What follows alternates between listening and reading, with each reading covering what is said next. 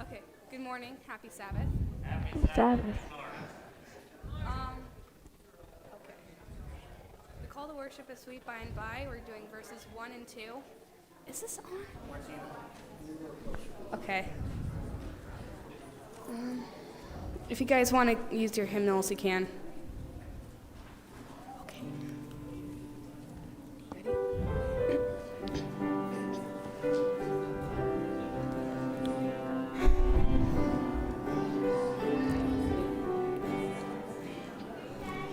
There's a land that has fire and day, and by faith we can see it afar.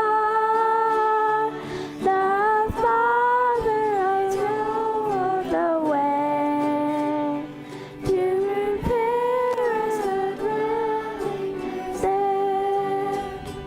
In the sweet by and by, we shall meet on that beautiful shore. In the sweet by and by, we shall meet on that beautiful shore. We shall sing on that beautiful shore. The memories songs of the past, and our spiritual sorrow no more. Put aside for the blessing of rest in the sweet by and by. We shall meet on that beautiful shore. In the sweet by and by, we shall meet on that beautiful shore.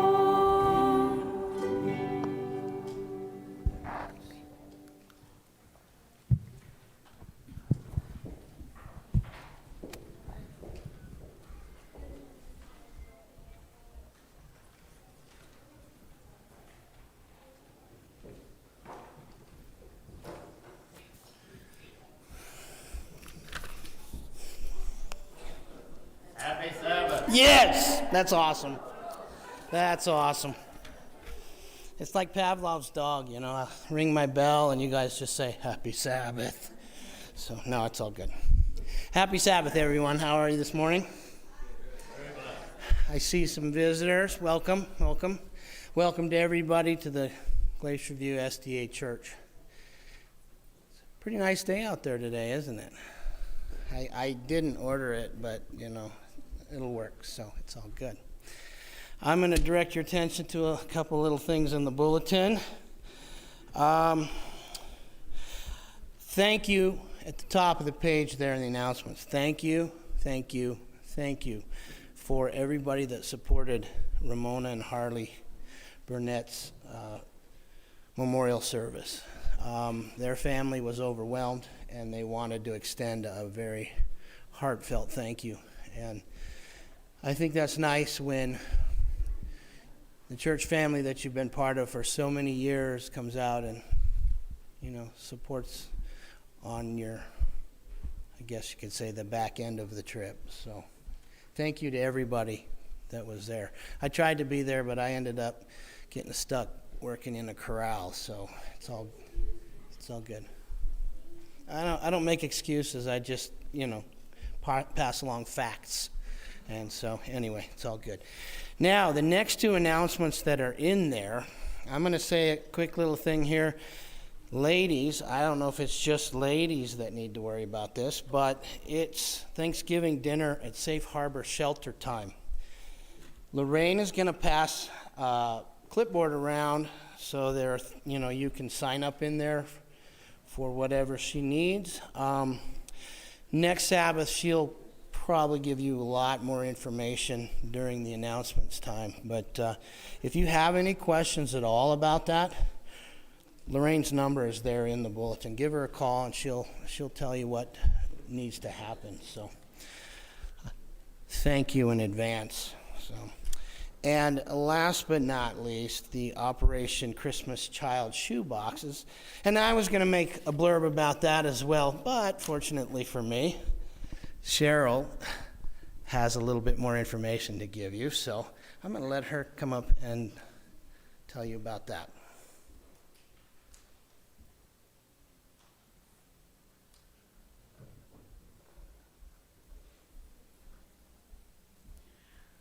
Okay, we have most of our boxes out, but there are 6 more downstairs. We have 1 more week, actually, if anybody wants to take a box. And this week we got our labels, which means it's got this QR code on it, and it has a special number if you want to be able to follow your box and know where it goes. All right, so we also have had very generous donations, and we have some money to pay for those boxes, postage. So when I'm trying to figure out how to do this, if you guys want to use this, these are unpaid for at this point. And if you want one, I'll pass them out right now. Or if you want one and put your name on it, we can use some of the postage that has come into the church, but you need to let us give it back to me so I know who has what number, and we can help you identify that. So if you guys want to raise your hands, and I'll pass these out.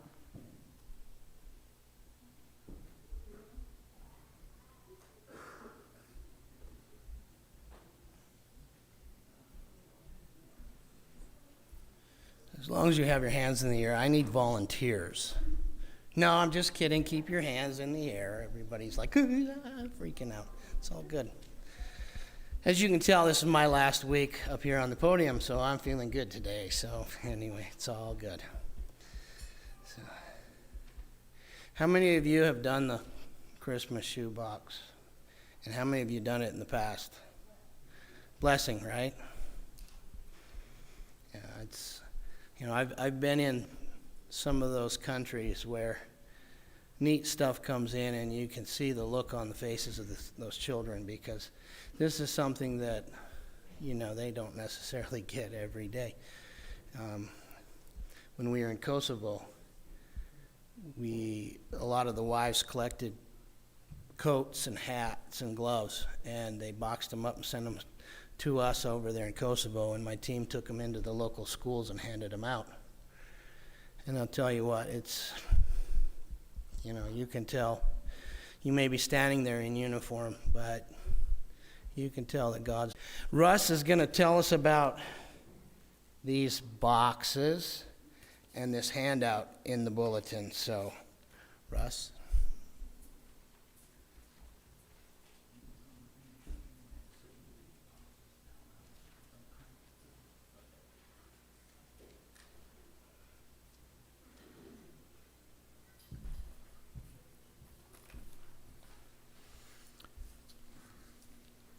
Well, I'm having one of my little dizzy spells, so I hope I make it through this okay.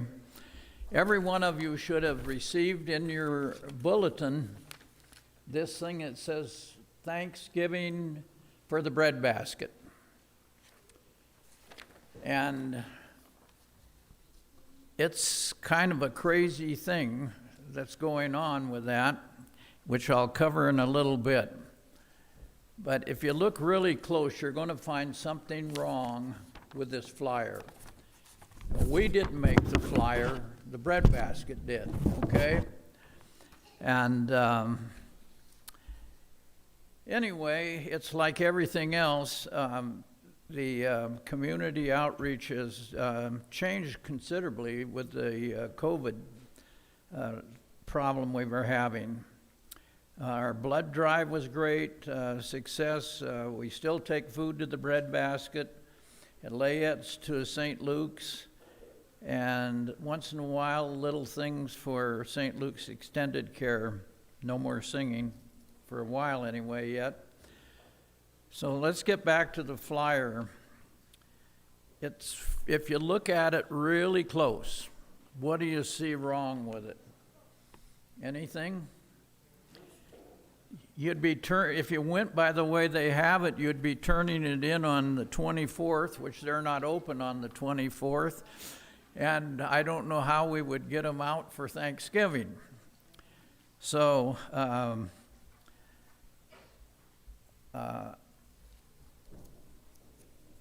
I went down to the breadbasket and I took this with me and I said, I don't understand this. What don't you understand? I don't understand how you can do that for 24 days and you're closed on the 24th. And when do we give this out? Oh, well, I'll tell you. We've got all of that stuff in boxes already. We have it all. So I'm assuming they want to refill their cupboards.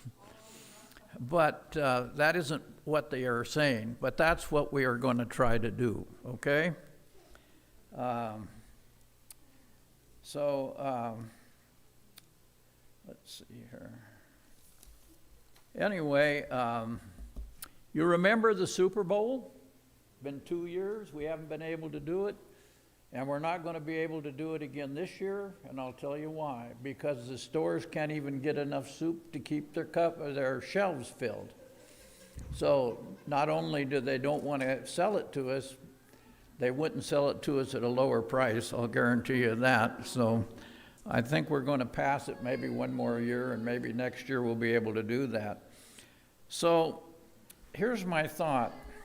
I went shopping for this, and it made me appreciate you ladies more than I can say. It took me 45 minutes to fill this thing up.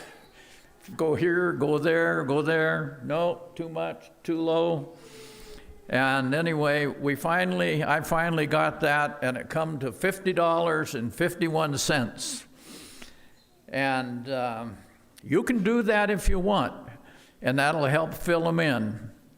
But an easier way, I think, would be to go back like we did for the Super Bowl and have a little contest between the ladies and the men, just like we did with that.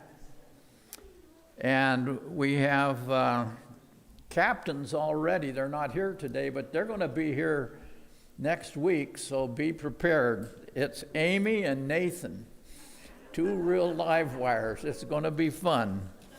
And so, anyway, if we want to do it that way, it's going to be great. It'll be just, we raised over $9,000 for the 9,000 cans, which is about $5,000 that we raised for that. We're not looking to raise that much, but we'd sure like to get $1,000 to give to them and say, here, take your list and go shopping. So anyway, look forward till this next Sabbath, and you're going to have some fun with those 2 people running and trying to. We're going to try to raise $1,000. And so just to make you prepared for what we're looking to do. And it should be fun. And community outreach should be fun. So I'll be glad when we all get to go singing at the nursing home again. And I get to go play bingo at the nursing home. So, and I'll have to say this just before I go, that he mentioned the funeral, and I'll tell you what, I got to be there towards the end, and it was really something. When I decided we wanted to do something from the church, we give her a card, and I was going to get flowers to go with it, and instead, I found this little fuzzy owl, and I give that to her. And she took that up, I get a little emotion. She just cried and cried and cried. Then from out of nowhere, she just took it and looked at it, and then she just smiled and smiled and smiled. So that, not very long after that, she passed away. So she was remembered by our church. I want you to know that. Thank you.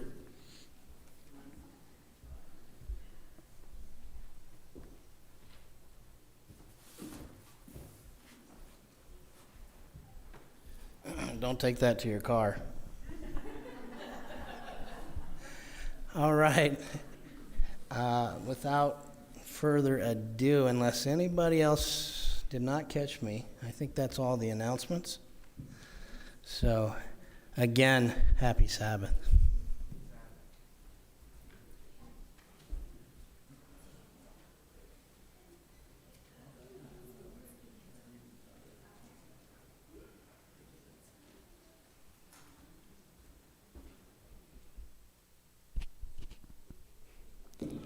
It is time for offering. And today's offering is for church budget. Deacons, come forward.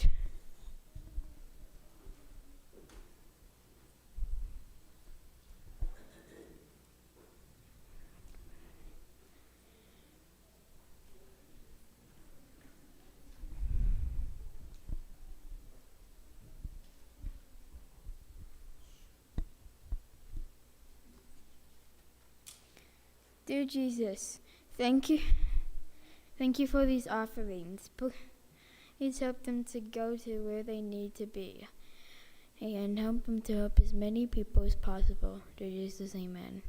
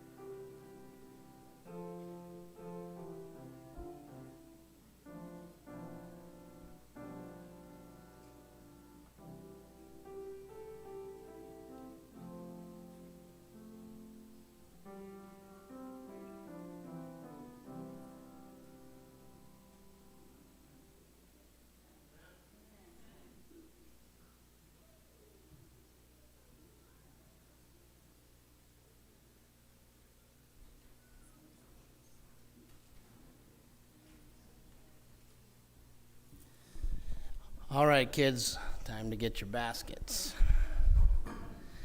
And I forgot to mention during announcements that this is Fifth Sabbath for our visitors, in case you didn't know. Fifth Sabbath here is children's church. We try to get the kids involved as much as we can in the service. And so Martina, who also had the special music, she's the one that put together the song service. So I feel like, they're part of this church. It's part ownership to them. So we kind of give that to them. So anyway.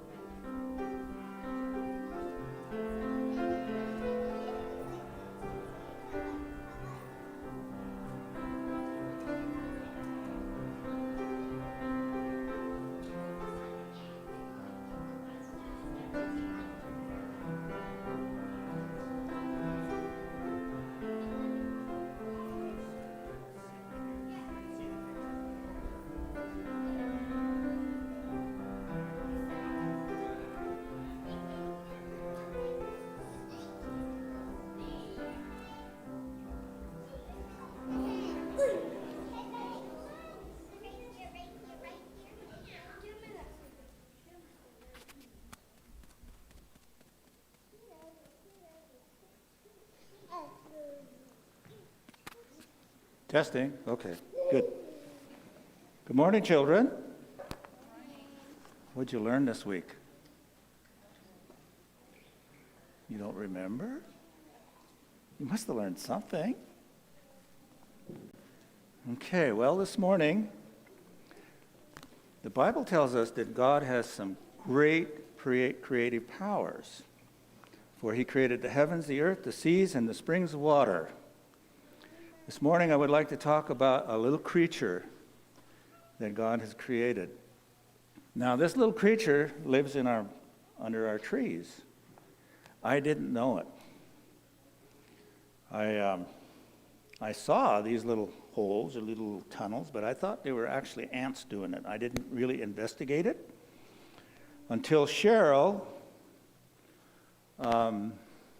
we had our grandchildren at the house, and the little girl is really scared of bugs. So Cheryl went and started doing some investigating.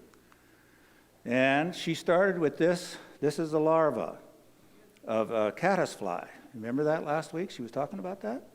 Now, to me, that looks like a monster. Doesn't it? Okay. But that's called a larva, and it actually will make a cocoon. And it'll come, when it comes out of the cocoon, it looks like this. A complete different creature. And they are beautiful.